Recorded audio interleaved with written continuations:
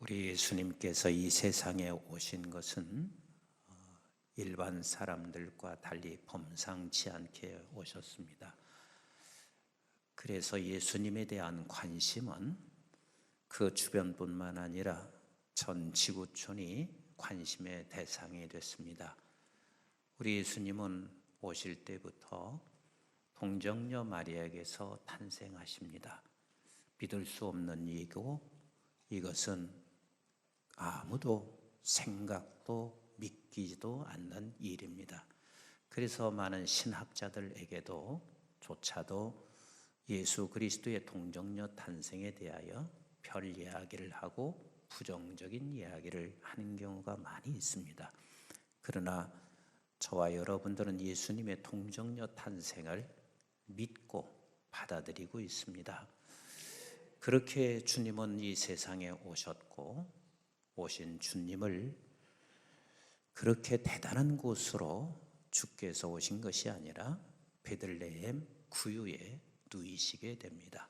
그럼에도 불구하고 목자들은 예수님을 경배하기 위해서 찾아오고 천군 천사들이 예수의 나심에 대하여 찬송하기 시작합니다. 저 멀리 떨어져 있는 동방 박사들도 별을 쳐다보고 예수 그리스도께 경배하기 위하여 오시고 있습니다. 그래서 그때 동방 박사가 헤롯 왕을 만나게 되었었고, 헤롯 왕은 나도 경배할 터니 너희들이 만약에 그 어린 왕 예수를 찾게 되면 내게 고하여 달라. 그래서 약속을 했는데 동방 박사들은 오지 않았습니다. 그래서 그것을 계산해서 보니까 2살 2년 아래인 모든 아이들을 다 죽이는 사건이 일어나게 됐습니다. 비참한 일입니다. 우리 예수님께서는 그렇게 자라가시면서 어느 시점이 되었습니다.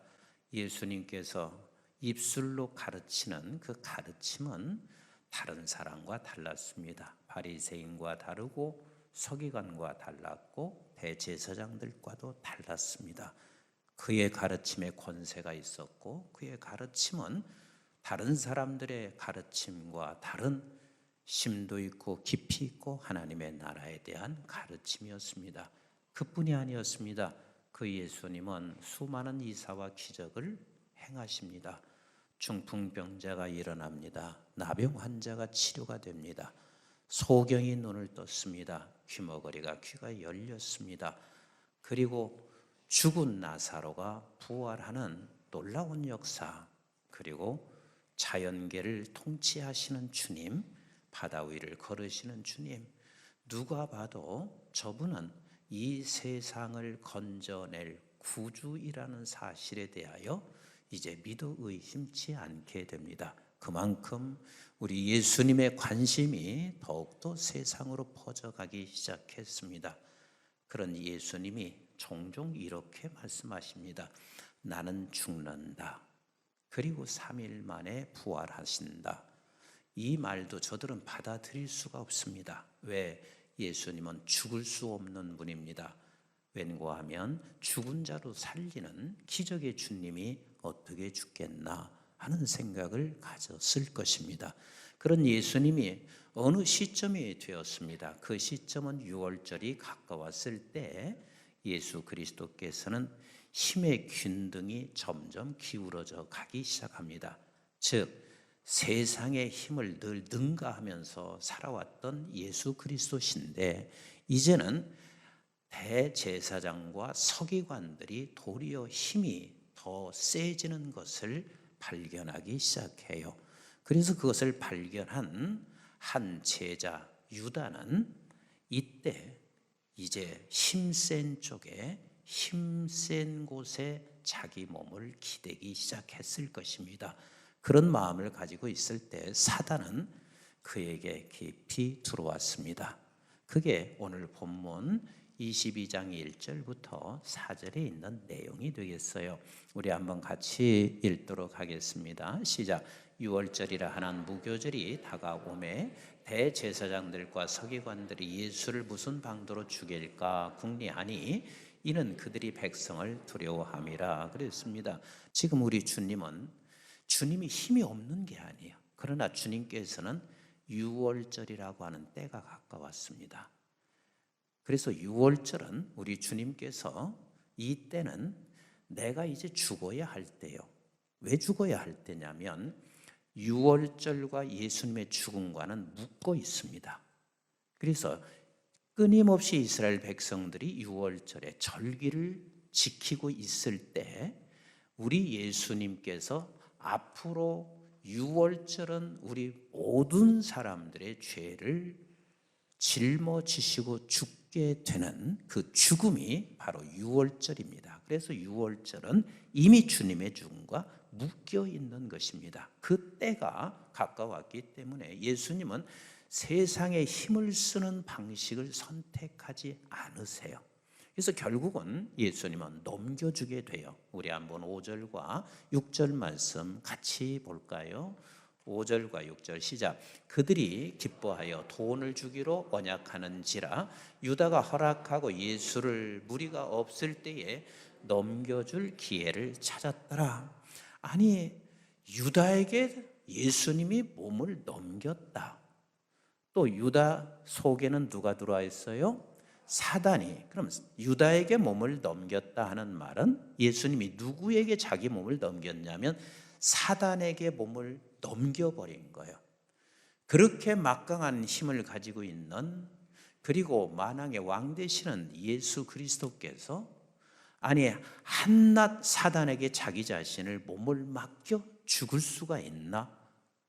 그리고 그 사단이 유다 속에 들어가 힘없이 무기력하게 예수님이 당신의 몸을 맡겨 죽을 수가 있나? 어떻게 그런 예수님이 세상을 구원시킬 수 있나?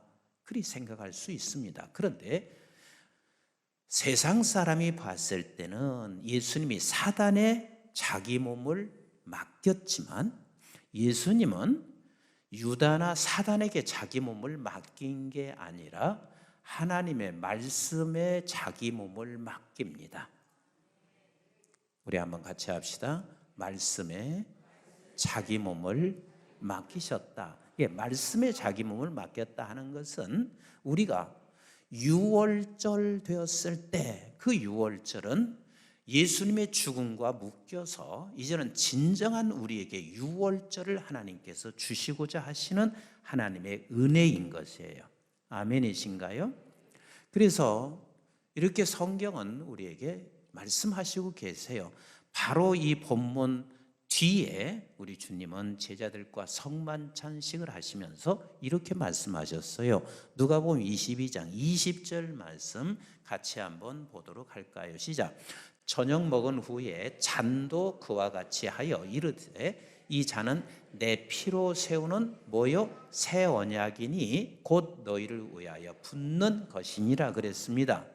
주님께서 지금 이 잔을 내게 준다 하는 말은 내가 이젠 죽음으로 말미암아 너에게 내 피로 너는 지금부터는 이제는 옛 언약이 아니라 새 언약을 맺게 된다.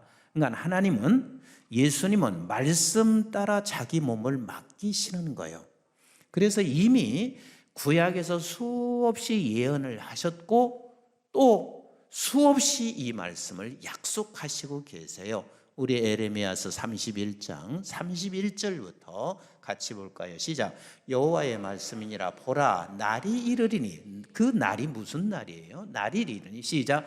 내가 이스라엘 집과 유다 집에 무엇을? 새 언약을 맺으리라. 이게 주님이 죽으시는 새 언약을 맺으리라. 32절 시작. 이 언약은 내가 그들의 조상들의 손을 잡고 애굽 땅에서 인도하여던 내던 날에 맺은 것과 같지 아니할 것은 내가 그들의 남편이 되었어도 그들이 내 언약을 깨뜨렸음이라. 여호와의 말씀이니라. 33절 시작. 그러나 그날 후에 내가 이스라엘 집과 맺을 언약은 이러하니 곧 내가 나의 법을 그들의 속에 두며 그들의 마음에 기록하여 나는 그들의 하나님이 되고 그들은 내 백성이 될 것이라. 여호와의 말씀이니라. 그러니까 지금 주님이 사단에게, 사단은 그렇죠. 너는 지금 내게 사단에게 몸을 맡겨서 죽는다 말할 수도 있고, 대제사장이나 서기관이나 유다는 너는 이제는 힘이 없어 내게 모든 걸 맡겨 내 손에 의해서 죽는다 생각하고 있을지 모르지만, 예수님은 내가 사단에게 내 몸을 맡긴 게 아니라 어디에 맡겼어요? 네, 이거 잊지 마셔야 돼요. 말씀에 내 몸을 맡긴 거예요. 말씀에 내 몸을 맡긴 거예요. 그래서 우리가 너무 잘 알고 있는 대로 이사야서 53장 1절부터 이미 주님께서 죽으심을 예고하셨고 말씀하신 그 말씀에 자기 자신을 맡기시는 거죠. 53장 1절부터 같이 한번 봐요. 시작. 우리가 전할 것을 누가 믿었느냐? 여호와의 팔이 누구에게 나타났느냐? 그는 주 앞에서 자라나기를 연한 순 같고 마른 땅에서 나온 뿌리 같아서 고운 모양도 없고 풍채도 없은즉 우리가 보기에 흠모할 만한 아름다운 것은 없도다. 그는 멸시를 받아 사람에게 버림받았으며 그가 누구예요? 예수지요. 간고를 많이 겪으며 질고를 아는 자라. 계속해서 읽습니다. 시작.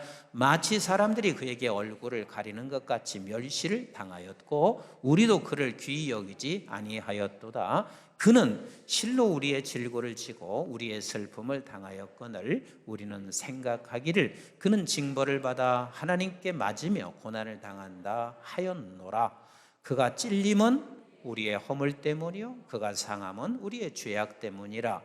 그가 징계를 받음으로 우리는 평화를 누리고 그가 채찍에 맞음으로 우리는 나음을 받았도다. 우리는 다 양 같아서 그릇 행하여 각기 제 길로 갔거늘 여호와께서는 우리 모두의 죄악을 그에게 담당시키셨도다. 제가 어르신들한테 많이 들은 이야기요. 우리나라 6.25 때 너무 가난하니까 미국에서 수많은 선교사님들이 물자를 계속해서 조달을 했대요. 그런데 그 물자를 돈을 받고 나면 거의 90%는 다 자기가 다 챙겼대요. 자기 식구, 자기가 먼저 다 챙기고 남는 것을 준 거예요. 근데 그때 선교사님들이 이렇게 생각할 수 있어요. 이러니까 조선이 이렇게 못 살지. 이런 저질스러운 나라 내가 더 이상 여기 와서 희생할 가치가 있을까? 이렇게 생각했으면 저들은 다 떠났어야 돼요. 그리고 어쩌면 이 조선 땅은 오늘 이만한 은혜를 누리지 못하고 살 거예요. 그러나 저들은 끝까지 하나님이 가라 해서 가라는 말씀에 자기 몸을 맡긴 것이고 죽으라 해서 죽으라 하는 그 말씀에 자신을 맡긴 것이고 끝까지 내가 품어내라 해서 끝까지 품어내는 그 말씀 앞에 자신을 맡긴 거예요. 그 맡긴 선교사들이 계시기 때문에 오늘 제가 있고 여러분들이 계신 거예요. 그러니까 우리 주님은 세상 사람이 봤을 때는 그 한낱 자기의 제자 유다에게 자신의 몸을 맡긴 것 같고 사단에게 자신의 몸을 맡긴 것 같지만 우리 주님은 같이 합시다. 말씀에 자신을 맡겼다. 말씀에 자신을 맡겼어요. 지금은 이제는 때가 된 거예요. 하나님께서 죽으라 하는 그때 6월절이 돼서 자기 자신을 죽으라는 그 말씀 앞에 자기 자신을 맡긴 거예요. 맡긴 거예요. 이렇게 되면 미련스럽죠. 바보 같죠. 그리고 못 살 사람 같죠. 그건 세상의 정치이고 세상 사람들이 하는 것이지 기독교는 그렇지 않습니다. 우리는 말씀에 자신을 맡길 때 그때가 진정한 승리자예요. 우리 한번 잠언서 16장 3절을 같이 한번 보세요. 시작. 너희 행사를 여호와께 맡기라. 그리하면 네가 경영하는 것이 이루어지리라. 뭐가 이루어져요? 경영하는 것이 이루어지리라. 모든 사람들이 생각할 때 이 경영은 내 방식으로 해야 경영이 된다. 그 경영의 방식이 다 세상의 방식이고 내 기준의 방식이지만 하나님은 말씀하시고 있어요. 말씀에 너를 맡길 때 그게 참 경영이야. 그 경영이야말로 바로 이루어지게 되어 있어. 그건 짧은 시간에 이루어지는 것은 아니지만 영원한 승리자고 영원히 하나님께서 이루시는 경영이야. 그래서 목사도 이 싸움 하는 거예요. 매일 이 싸움 하지 않으면은 나도 실패하는 목사가 되는 거예요. 참된 경영은 말씀에 자기 자신을 맡기는 것입니다. 그것뿐인가요? 그리스도인은 증인이 딴 게 없어요. 여기서 설교 잘하는 목사가 증인이 아닌 거예요. 증인은 말씀을 자기 자신에게 말씀에 맡길 때 그게 증인이 돼요. 영원한 증인이 돼요. 우리 한번 요한복음 5장 39절 말씀 같이 보세요. 시작. 너희가 성경에서 영생을 얻은 줄 생각하고 성경을 연구하거니와 이 성경에 곧 내게 대하여 증언하는 것이니라 말씀하시고 있어요. 유창한 설교를 한다고 해서 증언이 되는 건 아니에요. 나 자신을 말씀에 맡길 때 그게 증언자인 거예요.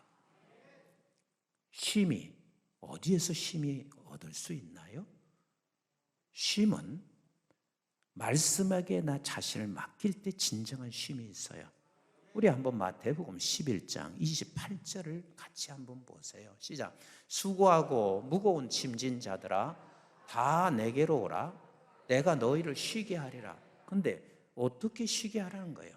주님께 와서 어떻게 해야 쉰다는 거예요? 29절 시작. 나는 마음에 온유하고 겸손하니 나의 멍에를 메고 내게 배우라 그랬어요. 그 멍에가 뭐냐면 말씀인 거예요. 그 말씀에 네가 멍에를 메라 하는 말은 말씀에 내 자신을 맡겨라. 말씀에 내 자신을 맡겨라. 그래야 하면 그때 쉼이 얻으리라. 제가 우리 장로님들이 그런 말씀 얼마 전에도 말씀하셨어요. 목사님 좀 쉬세요. 무조건 목사님 쉬게 해야 된다고 쉬세요. 정말 우리 교회 장로님 같은 분 없으시죠? 근데 제가 지금까지 30여 년 목회하면서 단 2주, 주일을 비면서 2주를 내가 쉰 적이 없습니다. 그걸 내가 자랑하는 것도 아니에요. 쉬시는 목사님들이 그걸 부정하게 얘기하는 것도 아니에요. 사람은 쉬어야 되는 거 맞아요. 우리 육신은 한계가 있어요. 근데 내가 그렇게 쉬지 못하는 이유가 있습니다. 늘 그냥 죄송한 거예요. 병인지도 모르죠. 우리 성도님들에게 미안하고 해드리는 거 없고, 그래서 사실 한 주 쉬는 것을 못하는 그 이유가 내가 편하지 않아. 그럼 편하지 않으면 그 쉬는 게 아니잖아요. 그래도 그냥 주일에 하든 뭘 하든 말든 내가 있는 자체가 그냥 편한 거라. 어떤 사람은 그러죠. 일에 중독 걸린 거 아니냐. 일에 중독 좀 걸렸으면 좋겠어요. 주님이 우리를 쉬게 하는 것은 육체적으로 쉬는 게 아니라 주님께서는 주님의 멍에를 맸을 때만이 그때 진정한 쉼이 있는 거예요. 아멘이신가요? 그래서 한번 우리 마지막 절 같이 읽어보도록 하겠습니다. 시작. 이는 내 멍에는 쉽고 내 짐은 가벼움이라 하시니라. 그러니까 말씀에 자신을 맡길 때야 진정한 쉼이 있고 그때야 비로소 내가 가벼워요. 그때야 비로소 가벼워요. 평생 우리는 이 싸움을 하시는 거예요. 여러분, 다윗이 훌륭한 점이 한두 가지가 아니지만 다윗에게 있어서 가장 우리가 잊지 말아야 할 게 있어요. 다윗은 사울을 향해서 충성도가 누구보다 뒤진 게 한 번도 없어요. 사울 왕에 대해서 모든 걸 다 드리고 바친 사람이에요. 나라를 위해서 자기 모든 일신을 다 드리고 산 사람이에요. 그런데 사울에게 시기가 일어난 거예요. 그래서 다윗을 죽이고자 병사들을 다 동원했습니다. 정보가 들어왔습니다. 다윗이 어디에 지금 숨어 있다는 정보를 알고 세상에 다윗 하나를 잡기 위해서 그 훌륭한 병사 3,000명, 정예부대인 3,000명을 데리고 숨어 있는 다윗을 전부 다 친을 쳤습니다. 다윗은 꼼짝 못하고 죽을 수밖에 없는데 상황은 역전됐어요. 우리 한번 사무엘상 26장 8절을 한번 보세요. 8절 시작. 아비새가 다윗에게 이르되 하나님 오늘 당신의 원수를 당신의 손에 넘기셨나이다. 그 당신의 손에 넘겼다. 당신은 누구예요? 네? 다윗이에요. 다윗에게 지금 넘겼다. 왜냐하면 3,000명이 둘러싸였는데 그 진영을 다윗의 신하가 가서 보니까 모두가 다 잠을 자고 있는 거예요. 특히 사울이 지금 잠을 깊게 잠들었어요. 시작. 그래서 시작. 그러므로 청하오니 내가 창으로 그를 찔러서 단번에 땅에 꽂게 하소서. 내가 그를 2번 찌를 것이 없으리다 하니 그랬어요. 창을 2번 찌를 것도 없어요. 완전히 지금 깊게 잠들었기 때문에 한 번에 단번에 죽일 수 있는 절호의 기회가 누구에게 왔냐면 다윗에게 왔고, 하나님이 당신 편에 서서 당신에게 이 기회를 줬어요 라고 말하는 거예요. 그때 다윗이 뭐라고 하는지 보세요. 시작. 다윗이 아비새에게 이르되 죽이지 말라. 누구든지 손을 들어 여호와의 기름 부음 받은 자를 치면 죄가 없겠느냐 하고, 다윗이 또 이르되 여호와께서 살아계심을 두고 맹세하노니 여호와께서 그를 치시리니 혹은 죽을 날이 이르거나 또는 전장에 나가서 망하리라. 지금 보세요. 다윗은 그 순간에 모든 기회를 다 잡고 있는 그 순간에도 다윗은 누구에게 맡기냐면 말씀에 자기 몸을 맡기고 있습니다.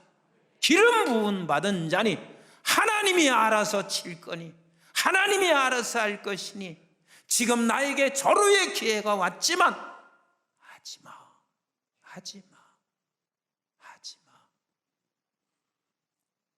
이게 다윗의 위대한 점입니다. 이게 참 승리라는 것을 잊지 마셔야 돼요. 참 경영은 말씀 앞에 나를 말씀 속에 나를 맡길 때 참 경영이고, 진정한 증인은 말씀에 나를 맡길 때 진정한 증인과 영생이 있는 것이고, 진정한 쉼은 말씀 앞에 나를 맡길 때 진정한 쉼이 있고, 참 승리는 잠시 주는 승리를 만끽할 수는 있을지 모르지만 진정한 승리는 말씀에 자신을 맡기는 거예요. 우리 주님이 지금 이제는 붙잡혀 조롱받고 채찍맞고 죽으십니다. 그러나 그 죽음이 유다에게 자신을 맡긴 게 아니라, 사단에게 자신을 맡긴 게 아니고, 그리고 자기가 힘이 없어서 그러신 것이 아니라 말씀 앞에 자기 자신을 맡기셨습니다. 그래서 우리 주님은 참 승리자이시죠. 그리고 영생을 우리에게 선물로 주셨고 참 경영자이고 진정한 쉼을 갖고 계신 우리 주님이십니다. 여러분, 위대한 사람 옆에 있으면 덩달아 내가 위대해집니다. 부한 사람 옆에 있으면 내가 굶어 죽지는 않습니다. 먹고 살 수 있게 됩니다. 진정한 위대한 하나님의 말씀에 나를 맡기게 되면 반드시 그게 위대해집니다. 지금은 어리석은 것 같습니다. 지금은 모두가 다 조롱할 수 있는 상황일 수 있을 것 같습니다.